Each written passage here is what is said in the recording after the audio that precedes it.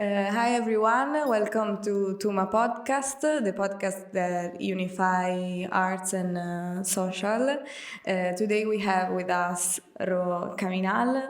Thank you for accept our invite. Thanks, Miria, for having me here. She's a visual artist. If you want to talk about how you start with arts, what brings you where you are now? Well, I start art. When I started, I was painting. That's what I wanted to start art. But then when I started at the university, I saw that the things that interest me the more were like social issues. I left painting and I went into social research. And then, I start my practice, which is a mixture, very in discipline in between the two fields. Yeah, normally I approach my projects like if there is an issue that interests me, so I'll do a research. At the time, theoretically, and an ethnography, a visual ethnography. I don't deal like with things like with objectivity. So when I finish my research, I translate that into an artwork, let's say, which is a way to communicate with others what I sort of done with the research. So you use like an anthropology approach and also ethnography. How you go inside the group of people that you want to talk about or that you want to help to talk by themselves? Yeah, well, every time it's a different way of approaching. Sometimes what I do with people is I'm very honest. It's like I like to do this, would you like to collaborate? Can I come along with you? Can you participate? Can you collaborate? Normally I have a position before starting a work. That's what I want to do this work. There is something that I like to learn more about it. And when I start working with people is I have to doubt of my own voice. I have to like they say now, decolonize my own knowledge. My knowledge is also a way of judging.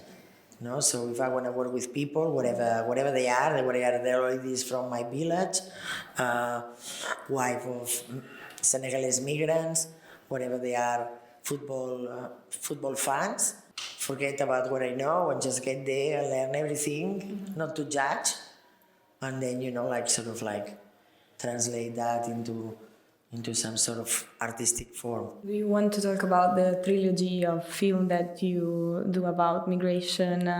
How was that work? What you learn about these people, about life? How was it? Very nice experience. As you said, there were 3 works. So each work had a different character. They were not like all approached in the same way. The first one was like an update of a reload, like a new version of Jean Rouge Moine Noir film, which is a film that I really like, but it was built totally for the Eurocentric gaze, for the European gaze. So the European viewer can understand what's happening in the image. Otherwise, you don't get what's happening because you don't know about that context. And then it was very interesting to mix the fiction with the reality of the outcome of the research. And then there was another video that was centered in the trip itself. And it was a boat that was like turning around over itself all the time. It was like that when you start a process of migration, it's like the trip never finishes. So you always try to mix different people with different lives and try to create something together with all the experience, way of expressing. Sometimes they're different people, sometimes they have very similar circumstances, sometimes not. Okay. No, it's like not. But it's more like an autoethnography work, like you became part of what you're trying to...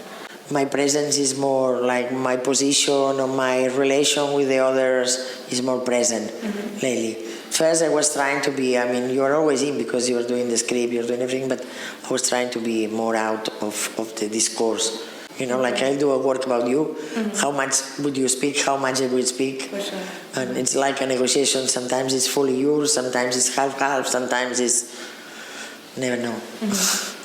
You also make work about the urban transformation, that is always a situation on the local people that live there.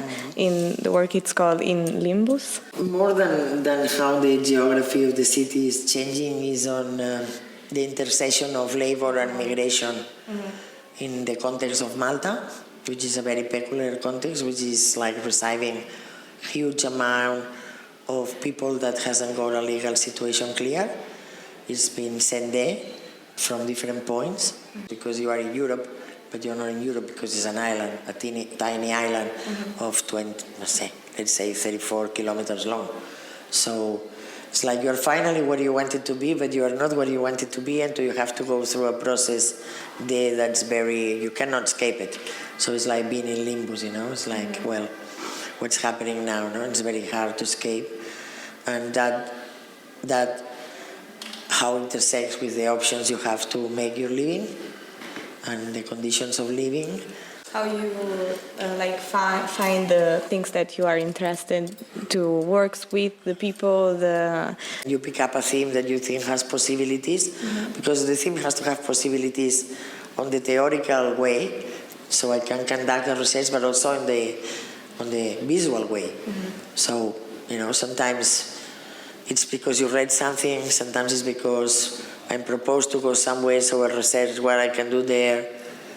And also, try not to repeat themes, because even if I work with things that keep repeating itself, they're always from a different, always from a different point of view on different intersections.